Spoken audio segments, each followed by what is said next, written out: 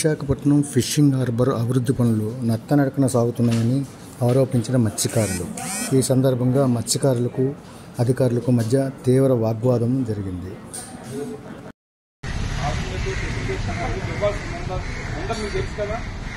ఈరోజు మనం మొదలుపెట్టింది ఒక 6 months తర్వాత కానీ అవ్వదంటాం మీకు ఐడియా ఉంది కదా. మరి ఒక 2 months లోనే మళ్ళీ కోర్టు ఆటకెళ్తాయంటే అప్పుడు ఆల్టర్నేటివ్ ఫెసిలిటీ అనేది మత్స్యకారులకి కల్పించాల్సిన బాధ్యత ఫెసిలిటీ అవుతుంది. మీరు వర్క్ మొదలు పెట్టారు, ఆల్టర్నేట్ ఫెసిలిటీ కల్పించడానికి పోర్టు దగ్గర నుంచి ఏం ఇన్సూరెన్స్ సాధించారు, మీరు ఏం ప్రొవైడ్ చేద్దాం అనుకుంటున్నారు, అది మీకు ఏమైనా అవగాహన ఉందా?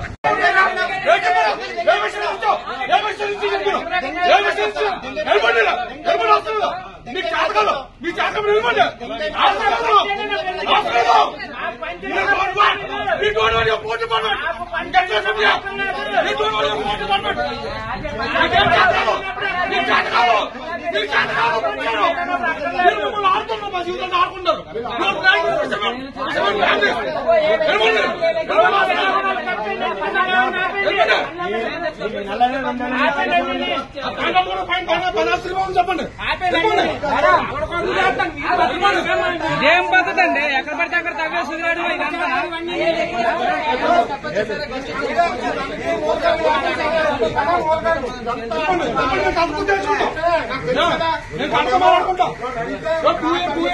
చెప్పండి ప్రాజెక్టు ఎందుకు చేయలేదు?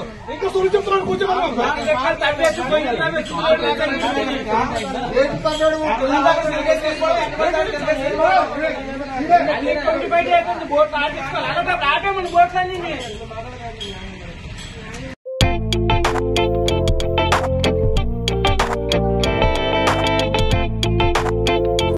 అనకాపల్లి జిల్లా ఎస్పీ కేవీ మురళీకృష్ణ ఆదేశాల మేరకు Anakapalli sub division Kothakota circle inspector Appalanaidu ఆధ్వర్యంలో, నక్కపల్లి ఇన్స్పెక్టర్ విజయకుమార్ ఆధ్వర్యంలో, ఎలమంచిల్ టౌన్ ఎస్ఐ పాపినాయుడు ఆధ్వర్యంలో తదితర పలు ప్రాంతాల్లో కార్డన్ అండ్ సెర్చ్ ఆపరేషన్ నిర్వహించి సరైన ధృవపత్రాలు లేని వాహనాలను సీజ్ చేశారు.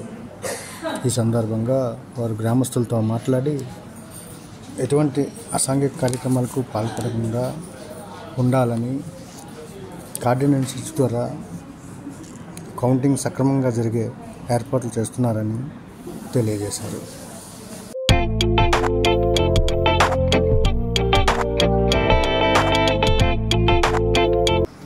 విశాఖ శారదాపీఠం ఉత్తరాధికారి శ్రీ స్వామి నందేంద్ర సరస్వతి ఉత్తరాఖండ్ రాష్ట్రంలో పర్యటిస్తున్నారు. ఉత్తరాఖండ్ రాష్ట్ర ముఖ్యమంత్రి ప్రధాన కార్యదర్శి యమునా నది ప్రాజెక్టు నోడల్ అధికారి పరాగ్ దఖేటేతో కలిసి యమునా నదీ తీరాన్ని పరిశీలించారు. యమునా నదీ తీర అభివృద్ధి కొరకు పలు సూచనలు సలహాలు అందించారు.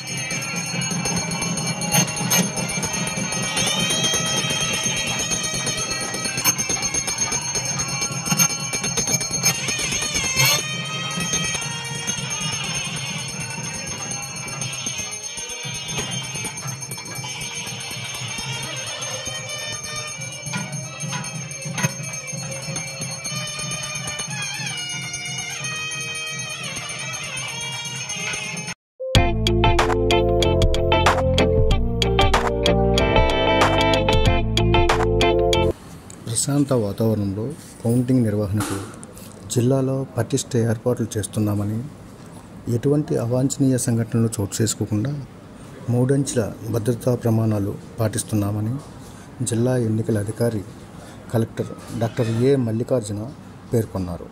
నిర్ణీత సమయంలోగా ఫలితాలు వెల్లడించేందుకు అనుగుణంగా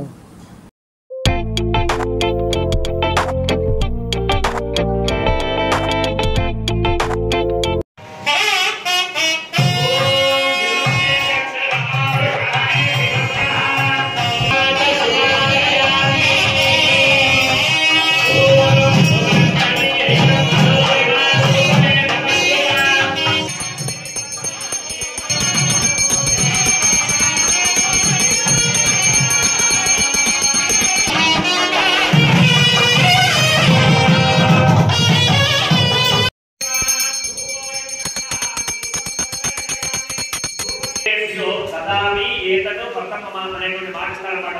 విభీషణుడు శ్రీరాముడి యొక్క శరణాగతి కోసం వస్తూ ఉండగా రామ పరివారం అంతా కూడా ఆ యొక్క విభీషణుడు చూసి, స్వామి రాక్షసరాజు వస్తున్నాడు, అతనికి దరికి చేరనివ్వద్దు అంటే శ్రీరామచంద్రమూర్తి తన యొక్క పరివారం అంతా కూడా చూసి ఆంజనేయ స్వామిని కూడా అడుగుతారనమాట, అతన్ని ఏమిటి తీసుకోవాలా అక్కర్లేదా అని చెప్పి. రామ పరివారం అంతా వద్దు అంటే ఒక ఆంజనేయుడు మాత్రము, స్వామి నీవు రాజువి, నిర్ణయం తీసుకునే అధికారం నీకు మాత్రమే ఉంది, మమ్మల్ని అడగాల్సిన అవసరం లేదు అని చెప్పి ఆంజనేయ స్వామి అనగా శ్రీరామచంద్రమూర్తి యొక్క శ్లోకం అనుగ్రహించి అందరికీ కూడా, నా యొక్క మిత్రుడైనా శత్రువైనా నా యొక్క పాదాన్ని ఆశ్రయించి నన్ను శరణ వేడినట్లయితే వారికి అభయాన్ని ఇస్తాను, ఇదే ఈ వ్రతాన్ని నేను చేకూరుతున్నాను అని చెప్పి శ్రీరామచంద్రమూర్తి ఆనాడు మాటిస్తారన్నమాట.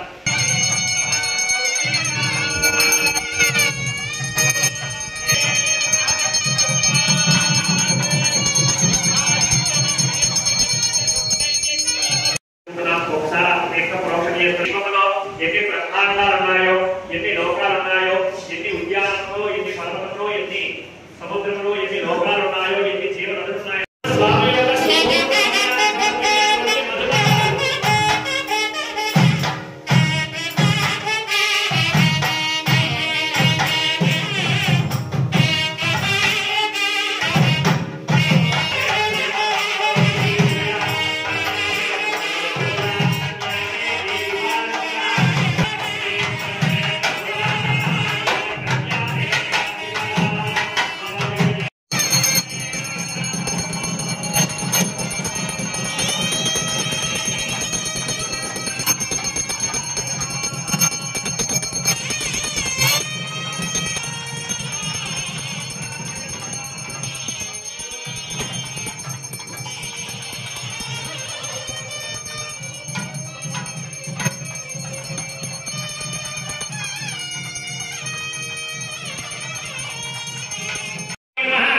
ఓం భువనేశ్వరీ నమః, ఓం శ్రీ మహా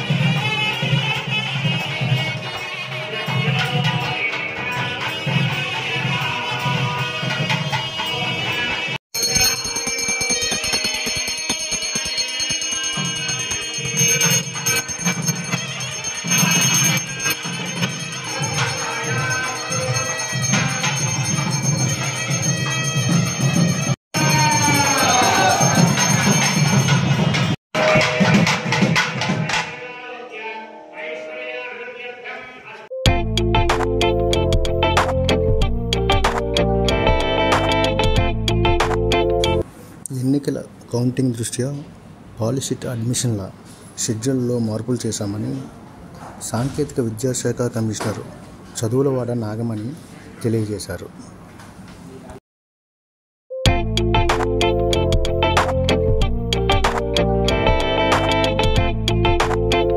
సమాయత్తం చేయవలసిందిగా స్టీల్ ప్లాంట్ ఎంప్లాయీస్ సిఐటియు కార్యకర్తలకు పిలుపునిస్తా ఉంది. రాజకీయ ప్రయోజనాల వల్ల కార్మికులకి కార్మిక సంఘాల మీద విశ్వాసం పోయే పరిస్థితి ఉంది. స్టీల్ ప్లాంట్ ప్రైవేటీకరణ అమ్మకాన్ని బీజేపీ ప్రకటించిన తర్వాత ఈరోజు కార్మికుల మీద దాడి విపరీతంగా పెరిగింది. వర్ధిల్లాలి కార్మిక ఐక్యత.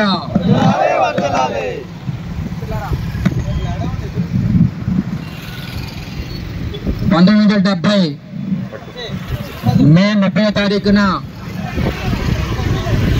సిఐటియు ట్రేడ్ యూనియన్స్ సిఐటియు ఏర్పాటు జరిగింది. ఆనాటికి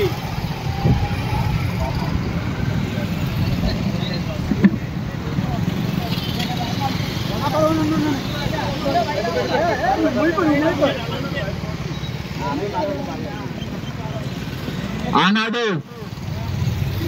ప్రభుత్వం అనుసరిస్తున్నటువంటి కార్మిక వ్యతిరేక విధానాలకి దాసోహమైనటువంటి ట్రేడ్ యూనియన్ల నేపథ్యంలో కార్మిక వర్గాన్ని ఐక్యం చేయాలి, కార్మిక సంఘాలను ఐక్యం చేయాలి, కార్మిక వర్గాన్ని కార్మిక సంఘాలని ఐక్యం చేయడం ద్వారా ప్రభుత్వ విధానాలకు వ్యతిరేకంగా పోరాడాలనే లక్ష్యంతో centre of Indian trade unions ఏర్పాటు చేయడం జరిగింది. ఇది అన్ని కార్మిక సంఘాలకి కేంద్ర బిందువుగా ఉండి కార్మిక సంఘాలన్నింటినీ ఐక్యం చేయడం ద్వారా ఏదైతే దోపిడీ సమాజంలో కార్మికులు ఇబ్బందులు పడతా ఉన్నారో ఈ దోపిడీని అంతం చేసి కార్మిక వర్గ రాజ్యాన్ని స్థాపించడం ద్వారా మాత్రమే కార్మికులకు నిజమైనటువంటి స్వేచ్ఛ స్వాతంత్రాలు కల్పించాలన్న లక్ష్యంతోనే సిఐటి ఏర్పాటు చేయడం జరిగింది. సిఐటి ఏర్పడినప్పటి నుంచి కూడా కార్మిక సంఘాలన్నింటినీ కార్మికులన్నింటినీ ఐక్యం చేస్తూ ఉంది. మనందరికీ తెలుసు 1991లో నూతన ఆర్థిక పారిశ్రామిక విధానాలను తీసుకొచ్చి కార్మికుల దోపిడీని పెంచిన క్రమంలో ఆ యొక్క విధానాలకు వ్యతిరేకంగా సిఐటి నికరంగా పోరాడింది. 1991 నుంచి నేటికి 23 సమ్మెలు సైతం చేసిన చరిత్ర సిఐటికి ఉంది. మొదట్లో సిఐటి ఒక్కటే ఈ విధానాలు దోపిడీని తీవ్రతరం చేస్తాయి, ఏదైతే భారతదేశంలో ఉన్నటువంటి బడా పెట్టుబడిదారులు ఉన్నారో పేదరికం మరింత పేదరికంలోకి వెళ్తుంది, పెట్టుబడిదారులు ధనవంతులు మరింత ధనవంతులుగా మారుతారు, కాబట్టి ఈ విధానాలను ఎదురెక్కించాలని చెప్పేసి ఆ రోజు సిఐటి పిలుపునిచ్చింది. ఈ రోజు బీజేపీ అధికారంలోకి వచ్చిన తర్వాత నూతన ఆర్థిక పారిశ్రామిక విధానాలు ఏవైతే ఉన్నాయో ఈ విధానాల్ని మరింత స్పీడ్ గా అమలు చేస్తా ఉంది. వీటికి ప్రతిఘటన ఎదురవుతున్న క్రమంలో ఈ ప్రతిఘటన రాకుండా చూసేందుకు మతాన్ని ముసుగుగా ఉపయోగించుకొని దాడులను తీవ్రం చేస్తా ఉంది. కాబట్టి బీజేపీ యొక్క మతోన్మాదాన్ని విధానాల్ని వ్యతిరేకంగా కార్మిక వర్గం ఐక్యంగా తిప్పికొట్టాలని చెప్పేసి సిఐటి పిలిపించి ఈ రోజు కార్యక్రమం చేయడం జరుగుతూ ఉంది. అదేవిధంగా మొత్తం ప్రభుత్వ రంగాన్ని ఈరోజు ప్రభుత్వాలు అమ్మేస్తా ఉన్నాయి. కార్మిక సంఘాలు కార్మికులు పోరాడి సాధించు తిప్పితే మాత్రం రాబోయే కాలంలో ఉన్న హక్కులు కాపాడుకోలేము. కాబట్టి సిఐటి ఆవిర్భావ లక్ష్యం ఏదైతే ఉందో ఆ దిశగా ఆలోచించి మనం పనిచేసినప్పుడే ఆ లక్ష్యం